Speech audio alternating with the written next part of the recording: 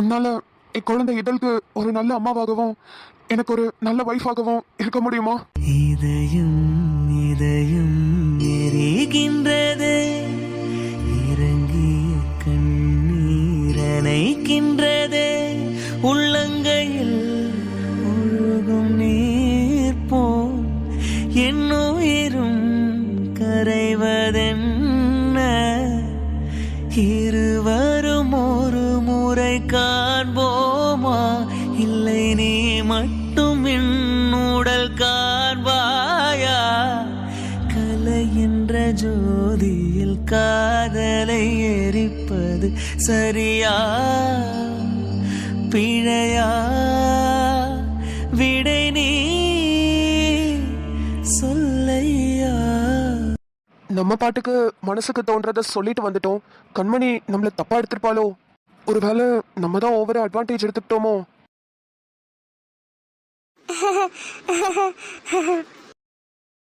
இதழ் குட்டி, எனக்கு என்ன பண்றதுன்னு தெரியல.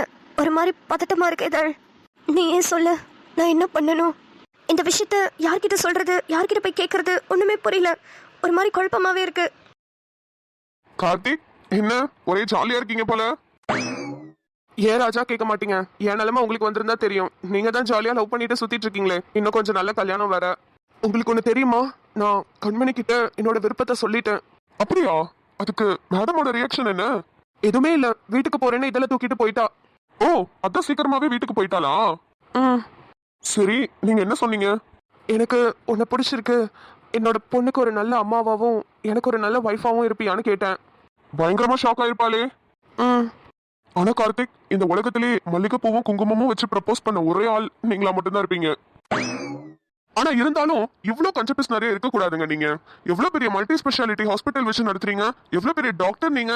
போயும் மல்லிகைப்பூவும் குங்குமமும் வச்சு ப்ரப்போஸ் பண்ணிட்டீங்களே. அப்ப ஒளிஞ்சு நின்று எல்லாத்தையும் பாத்திருக்கீங்க.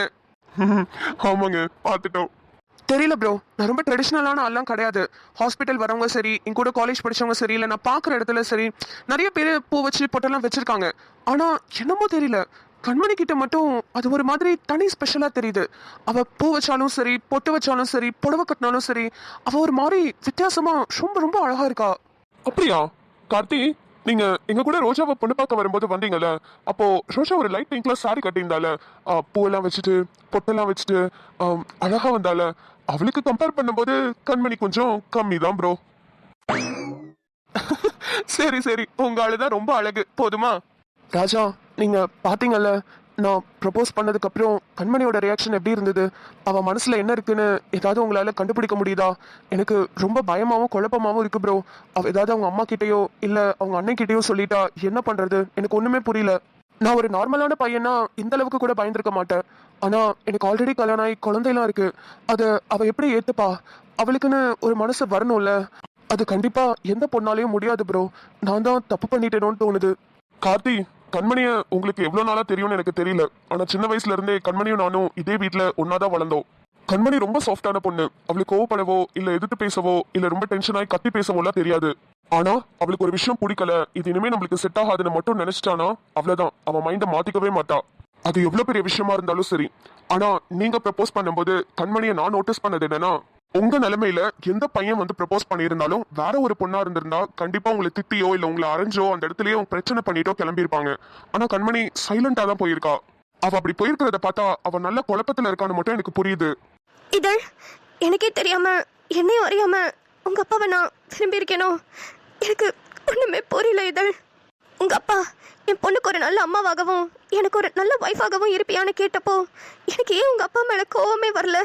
இதுவே வேற ஒரு பொண்ணா இருந்தா கண்டிப்பா பலர்னு 4 அறை விட்டு கோவில்ல எல்லாரும் முன்னாடி அசிங்கப்படுத்தியிருப்பா. ஆனா நான் ஏன் அதை பண்ணல? ஏன் அமைதியா வந்தேன்? எனக்கு எதுவுமே புரியல இதழ். ரோஜா, என்னது இது மண்டை பரபரன்னு பறந்துக்கிட்டே? என்ன வைக்கிற பழக்கமே இல்லைல்ல உனக்கு? அண்ணி, ரொம்ப எண்ணெய் தேய்க்காதீங்க, கொஞ்சம் கம்மியா தேய்ங்க. நிறைய எண்ணெய் தேய்ச்சிங்கன்னா ஷாம்பு போட்டு தேய்க்கணும். சீக்கிரமாவே குளிச்சுட்டு வர முடியாது. பாதியிலே தேய்ச்சி குளிச்சுட்டு சீக்கிரமா வந்து என்ன கலெக்டர் வேலைக்கு போறியா? அண்ணி, இங்க பாரு, இன்னும் 1 மாசத்துல கல்யாணம். இன்னி 1 வருஷத்துல குழந்தையே பிறந்துரும். ஒரு குழந்தைய பாதுகாக்கிற அளவுக்கு நீ வளர்ந்துட்ட. இன்னும் உன்னைய பாதுகாக்கிறதுக்கு ஆள் தேவைப்படுதுல்ல? ஏய், என்ன நசனசன? அவளுக்கு என்ன பிடிக்குதோ அதை செய் விஜி. இன்னும் 1 மாசம் தான் நம்ம பாப்பா நம்ம கூட இருப்பா. அடுத்த மாசத்துல இருந்து பக்கத்து தெருவுல தான் இருக்க போறா. அதுக்கு என்ன இப்போ? ஆமா, அதையும் கேட்கணும்னு நினைச்சேன். ரோஜா, கல்யாணத்துக்கு அப்புறம் ராஜா துபாய் போயிடுவாரா இல்ல இங்கே ஏதாவது வேலை மாத்தி வாங்கிட்டு வருவாரா? அண்ணா தெரியலண்ணே, அதை பத்தி நாங்க பேசிக்கிட்டதே இல்ல. என்னம்மா, இதெல்லாம் நீ முக்கியமா தெரிஞ்சுக்க வேண்டாமா? அதை ஃபர்ஸ்ட் என்னன்னு கேட்டு சொல்லு. சரிங்கண்ணே, கேக்குறேன். அப்புறம் கல்யாண வேலையெல்லாம் ஆரம்பிச்சிட்டோமா? உனக்கு தெரியாதது ஒண்ணும் இல்ல. அங்கிட்டும் இங்கிட்டும் சுத்தாம வீட்லயே தான் இருக்கணும், புரியுதா? சரிண்ணே. அதான் கல்யாணம் எல்லாம் பேசிட்டாங்களே, அடிக்கடி போன் பேசுவோம், அடிக்கடி நேர்ல பார்த்து போன்னு ரொம்பவும் வச்சுக்க வேண்டாமா? ஏன்னா ராஜா தப்பா நினைக்க மாட்டாரு. ஆனா அவங்க வீட்டுல இருக்கிறவங்க எல்லாரும் இந்த பொண்ணு என்ன இப்பவே இப்படி இருக்கு, இங்க வா அங்க வான்னு கூப்பிடுது, இத்தனை வாட்டி போன் பண்ணுதுன்னு தப்பா நினைச்சிருவாங்க. சரியா? புரியுதுண்ணே. ரோஜா, நல்லா கேட்டுக்கோ, இதெல்லாம் உங்க அண்ணனோட எக்ஸ்பீரியன்ஸ். ஏன்னா நாங்க கல்யாணம் பண்ணிக்க போற டைம்லலாம் மொபைல் இருக்காதா, ஃபோன்லாம் பேசிக்க முடியாது. அதனால சும்மா அடிக்கடி வீட்டுக்கு வந்துகிட்டே இருப்பாரு என்ன பாக்குறதுக்கு. அப்ப எங்க வீட்டுல உள்ளவங்கலாம், இவன் இப்பவே இவ்வளவு கட்டுப்பாடா இருக்கான், அடிக்கடி வந்து செக் பண்றான், அப்படி இப்படின்னு சொல்லி இவர் மேல சந்தேகப்பட்டாங்க. என்ன விஜி பல்ல பல்ல காட்டுற? அது ஒண்ணும் இல்லைங்க, ரோஜாக்கு கல்யாணம் போனதுக்கு அப்புறம் எப்படிலாம் இருக்கணும், என்ன மாதிரிலாம் நடந்துக்கணும்னு சும்மா கிளாஸ் எடுத்தேன். அதெல்லாம் நீ ஒண்ணு கிளிக்க வேணாம். இந்த காலத்து பிள்ளைங்களுக்கு அதெல்லாம் நல்லாவே தெரியும். தெரியுதுல, அப்புறம் எதுக்கு இவ்வளவு நேரமா நீங்க அட்வைஸ் பண்ணிட்டு இருந்தீங்க? ஐயோ கடவுளே, நிறுத்துங்க. ரெண்டு பேரும் டாம் அண்ட் ஜெர்ரி கப்பல் மாதிரி இப்படி சண்டை போட்டுக்கிறீங்க. ப்ரோ, நீங்க சொல்றதெல்லாம் எனக்கு புரியுது. ஆனா இப்ப கண்மணியோட மனசுல என்ன இருக்குன்னு எப்படி தெரிஞ்சுக்கிறது? இருங்க, அதுக்கு ஒரு ஐடியா வச்சிருக்கேன்.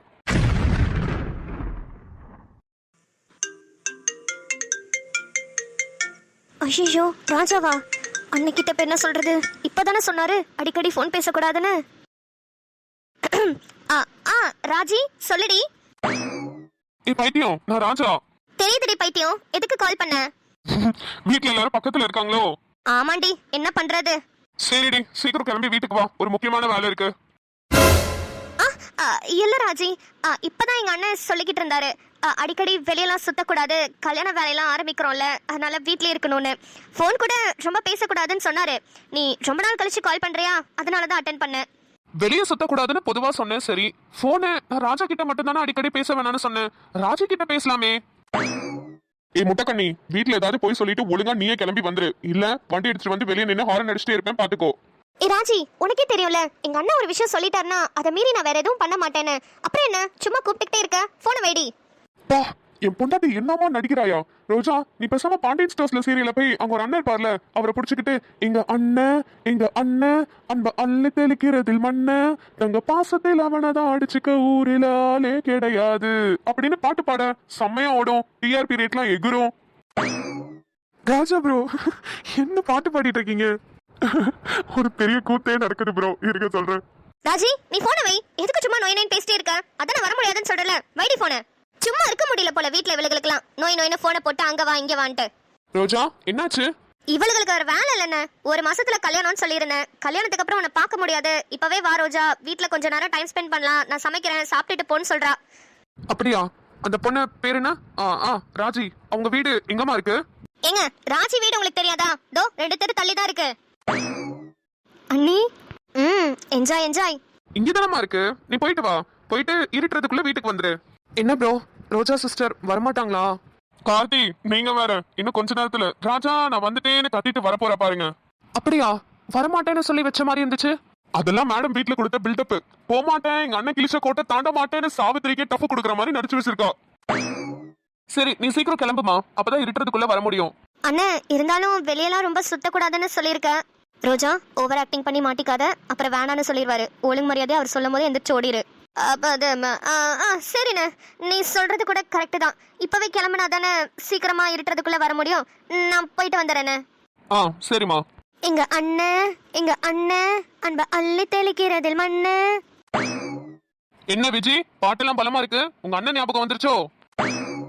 ஆமா, அண்ணன் ஞாபகம் வந்துட்டா மட்டும் அப்படியே வீட்டுக்கு கூட்டிட்டு போய் விட்டுற மாதிரி தான். பாக்குறேன், நாளைக்கு உங்க தங்கச்சியை கல்யாணம் பண்ணி கொடுத்துட்டு நீங்களாம் என்ன கிழிக்கிறீங்கன்னு பாக்குறேன்.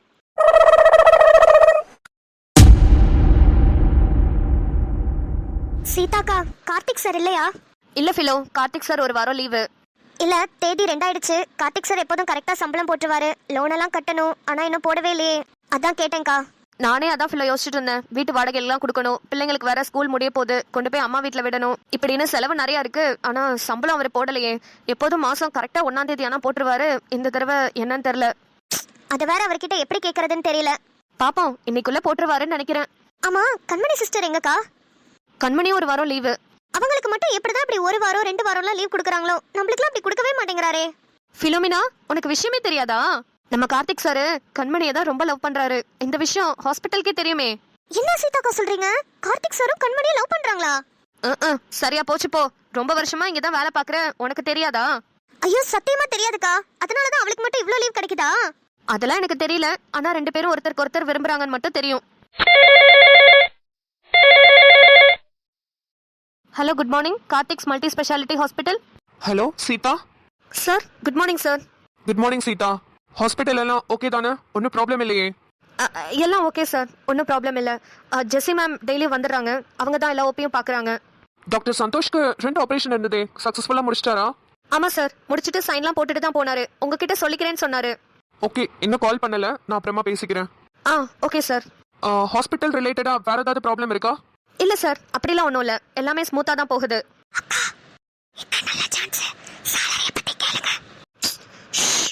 சீதா, லைன்ல இருக்கீங்களா? லைனில் தான் சார் இருக்கேன். சொல்லுங்க சார். இல்ல, ஹாஸ்பிட்டல் ரிலேட்டடா வேற எந்த பிரச்சனையும் இல்லையான்னு கேட்டேன். இல்லை சார், ஒன்றும் ப்ராப்ளம் இல்லை. எல்லாமே நல்லா தான் போயிட்டு இருக்கு. சீதா, நீங்க நம்ம ஹாஸ்பிட்டல்ல கிட்டத்தட்ட ஒரு 5-6 வருஷமா வேலை பாக்குறீங்க. உங்களுக்கே நல்லா தெரியும், ஒரு மாசம் கூட விடாம எல்லா மாசமும் கரெக்டா 1ஆம் தேதி ஆனா சம்பளம் போட்டுருவேன். இந்த மாசம் 2 தேதி அழிச்சு இன்னும் சம்பளம் போடலையேன்னு உங்களுக்கு டவுட் எதுவும் வரலையா? இல்ல நீங்க அதை தான் கேட்பீங்கன்னு நினைச்சு கேட்டேன். சார், உங்க கேள்வியிலே தான் சார் பதிலும் இருக்கு. நீங்க சொன்ன மாதிரி உங்க ஹாஸ்பிட்டல்ல நான் ஒரு 5-6 வருஷமா வேலை பார்த்துட்டு இருக்கேன். எப்போதுமே மாசம் 1ஆம் தேதி ஆனா தானே சம்பளம் போடுற நீங்க இப்ப தேதி 2 ஆயிடுச்சு அப்படிங்கிறப்பவே நீங்க ஏதோ ஒரு பர்சனலான பிரச்சனையில இருக்கீங்கன்னு புரிஞ்சிருச்சு சார். தேங்க்ஸ் சீதா, என்ன ஒரு 50% புரிஞ்சுக்கிட்டதுக்கு. 50%? ஏன் சார், என்னாச்சு? நான் எவ்வளவு பர்சனல் ப்ராப்ளம்ல இருந்தாலுமே சம்பளம் கரெக்டா போட்டுருவேன்னு உங்களுக்கு நல்லாவே தெரியும். ஆனா இந்த தடவை ஏன் 2ஆம் தேதி ஆயிடுச்சுன்னா, நேத்து April 1 ஃபினான்ஷியல் இயர் கம்ப்ளீட் ஆயிருக்கு. பேங்க்ல டிரான்சாக்ஷன்ஸ் அலவுட் கிடையாது. March 31 பேங்க்ல கணக்கு வழக்கு முடிக்கிறதுனால April 1 டிரான்சாக்ஷன் பண்ண முடியாதுல. அதை நான் சுத்தமா மறந்துட்டேன். இல்லனா March 31 உங்களுக்கு salary கிரெடிட் பண்ணிருப்பேன். ஆமால சார், நானும் உங்களுக்கு ஞாபகப்படுத்துவேன், நானும் மறந்துட்டேன். பரவாயில்ல சீதா, நோ ப்ராப்ளம். நான் மேனேஜர் கிட்ட எல்லா செக்ஸுமே சைன் போட்டு தான் கொடுத்துட்டு வந்திருக்கேன். அவர் இன்னைக்கு போய் டெபாசிட் பண்ணிடுவாரு. இன்னும் கொஞ்ச நேரத்துல உங்களுக்கு salary கிரெடிட் ஆயிடும். Okay sir, thank you so much. Okay Sita, ஹாஸ்பிட்டல்ல பாத்துக்கோங்க. ஏதாவது ரொம்ப முக்கியமான விஷயம் எமர்ஜென்சினா மட்டும் எனக்கு கால் பண்ணுங்க. மத்த நார்மல் ஓபி விஷயம், டிஸ்சார்ஜ் இல்ல அட்மிட் பண்றது எல்லாமே ஜெஸி ஆர் சந்தோஷ் கிட்ட சொல்லிடுங்க. Okay sir. ஹலோ, என்ன சீதா சவுண்டு? ஒன்றும் இல்லை சார், பேஷண்ட் அட்மிஷன் போட வந்திருக்காங்கன்னு நினைக்கிறேன். சரி ஓகே, நீங்க பாருங்க. முக்கியமான விஷயம் நான் மட்டும் கூப்பிடுங்க. Okay sir. இந்த ஹலோன்ற குரலை எங்கேயோ கேட்ட மாதிரி இருக்கே. வாங்க மேம், ஓபி பார்க்கணுமா? ஓபியும் வேணாம் காப்பியும் வேணாம். கார்த்திக் எங்க? மேம், டாக்டர் கார்த்திக் வெக்கேஷன் லீவ்ல வெளியே போயிருக்காரு. ஓபியில் ஜெஸி டாக்டர் அண்ட் சந்தோஷ் டாக்டர் இருக்காங்க. அவங்கள பார்க்கறதா இருந்தா ஓபி வேணா என்ட்ரி போட்டு தரேன். ஓ சாரி மேம், நீங்க பிரெக்னெண்டா இருக்கிறதே கவனிக்கல. கைனகாலஜிஸ்ட்டை பார்க்கணுமா? டாக்டர் பிரியா கிட்ட என்ட்ரி போடவா? என்ன பார்த்தா என்ன பேஷண்ட் மாதிரி தெரியுதா? லூசு, ஐ அம் ஆல்சோ a டாக்டர். டாக்டரா? சாரி மேம், இங்க யாரு பார்க்க வந்தீங்க? அதான் சொன்னனே, டாக்டர் கார்த்திகை பார்க்க வந்திருக்கேன்னு. மேம், சார் வெக்கேஷன் லீவ்ல இருக்காரு. வெக்கேஷன் லீவா? என்கிட்ட ஒரு வார்த்தை கூட சொல்லல. எங்க போயிருக்கா? தெரியாது மேம், ஆனா ஊருக்கு போய் 2-3 நாள் ஆகுது. சரி, கார்த்திக்கு கால் பண்ணி இம்மீடியட்டா ஹாஸ்பிட்டலுக்கு வர சொல்லுங்க. நான் இங்கே தான் இருக்கேன்னு சொல்லுங்க. கார்த்திக் கூட ஒரு பொண்ணு அவன் ஃப்ரெண்டுன்னு இருப்பாளே, அவ கூட இந்த ஹாஸ்பிட்டல்ல தான் நர்ஸ் ஆச்சே. அவ பேர் என்ன? கண்மணி. அவ எங்க? அவளையாவது பார்க்கணும். அவ எங்க இருப்பான்னு சொல்லுங்க, அவளையாவது நான் போய் பார்க்குறேன். மேம், ஆக்சுவலி கண்மணி இங்கே இல்லை. கார்த்திக் சாரும் கண்மணியும் சேர்ந்து தான் வெக்கேஷன் லீவ் எடுத்துட்டு வெளியே போயிருக்காங்க. வைஃப்னு நான் இங்கே ஒருத்தி இருக்கும்போது கார்த்திக் எப்படி இன்னொருத்தி கூட வெக்கேஷன் லீவ்ல வெளியே போகலாம்? என்னது, நீங்க தான் கார்த்திக் சாரோட வைஃபா?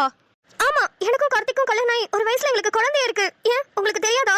மேம் ப்ளீஸ், கார்த்திக் சார் ரொம்ப ரொம்ப நல்லவர். அவர் பேரை கெடுக்கிற மாதிரி தயவு செஞ்சு எதுவும் பண்ணாதீங்க. இந்த ஹாஸ்பிட்டலில் தான் நான் ஒரு 6 வருஷமா வேலை பார்க்குறேன். எனக்கு தெரியும் கார்த்திக் சாரை பற்றி. கார்த்திக் சாருக்கு இன்னும் கல்யாணமே ஆகலை. அப்ப நான் என்ன லூசா அவன் வைஃப்னு சொல்றதுக்கு? உனக்கு அவ்வளவு டவுட்டா இருந்தா நீயே கார்த்திக் கால் பண்ணி கேளு. இங்க பாரு, அப்படியே சொல்லு, இப்பவே இந்த நிமிஷமே அவன் இங்க வந்தாகணும்.